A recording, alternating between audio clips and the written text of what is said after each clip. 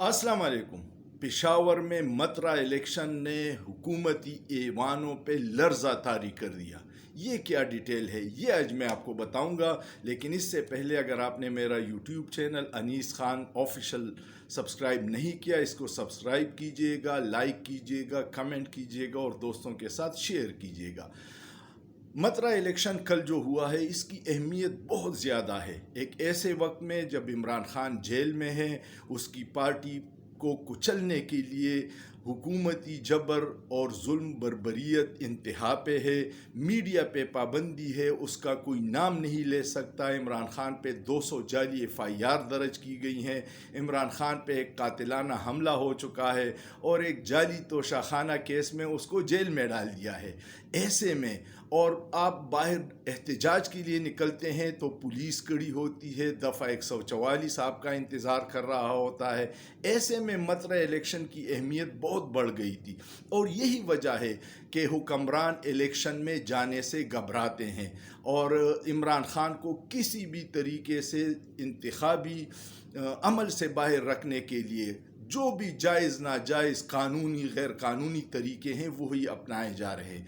ये जो हल्का है, ये 2021 में जमीयत उलमा इस्लाम के उम्मीदवार ने जीत लिया था और फिर उसको नागहानी मौत आ गई तो ये हल्का खाली हो गया था।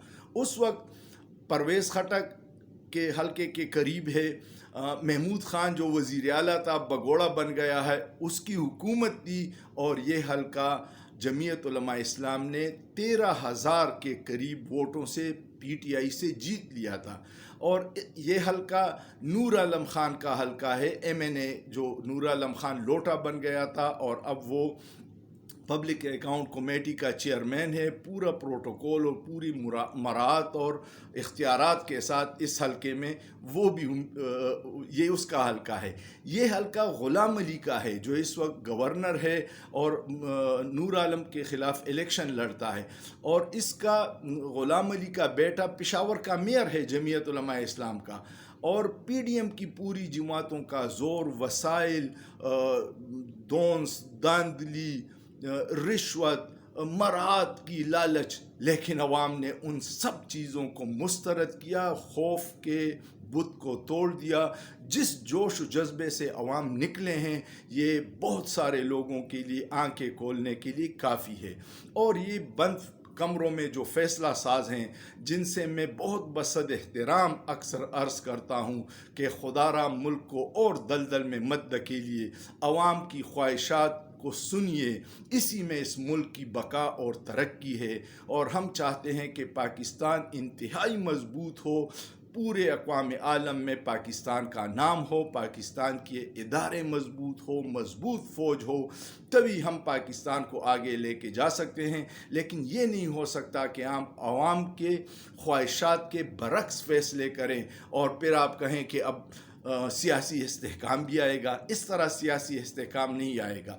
सियासी इस्तेहकाम तब आएगा जब लोग गैर जानिबदारी से बिला किसी डर खौफ के अपने आईनी हक वोट का इस्तेमाल करें। और यही जो है सियासी लीडरों की 5 साला कारकर्दगी का इम्तिहान होता है। यही रिज़ल्ट का दिन है। अगर आपने कुछ किया है, अवाम आपको वोट देंगे, कुछ नहीं किया, अवाम दूसरे उम्मीदवार को वोट देंगे। लेकिन अवाम से वोट का हक छीनना, इलेक्शन को डिले करना, आइन को पामाल करना, इस तरह न मुल्क चलते हैं न माशरे।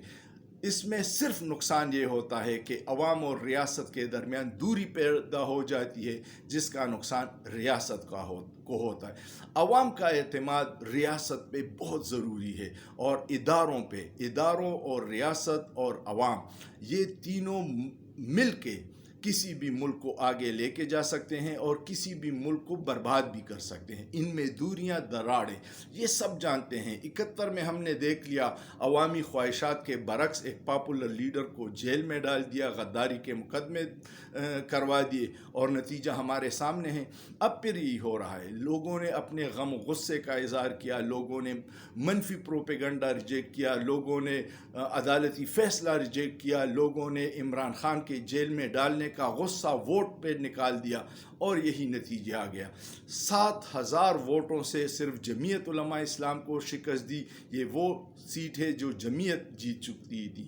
اور یہ اس میں پرویز خٹک اور محمود خان کے لیے بھی آنکھیں کھولنے کے لیے کافی ہے. پرویز خٹک کا یہ دعویٰ تھا کہ خیبر پختونخوا میں عمران خان کا ووٹ بینک نہیں ہے، یہ میں نے پارٹی بنائی تھی اور میں نے پاپولر کیا تھا. دیکھ لو پرویز خٹک صاحب، آپ کا بھی اسی طرح جنازہ ہی نکلے گا. تو یہ جو الیکشن تھا مترے کا، وہ اس نے سب کے خواب چکناچور کیے. اور بہت سے مسلم لیگ نون یہاں 5ویں پوزیشن پہ آئی ہے اور 6ٹھی پوزیشن پہ. کیا کریں؟ سوچئے، سوچنا جرم نہیں ہے.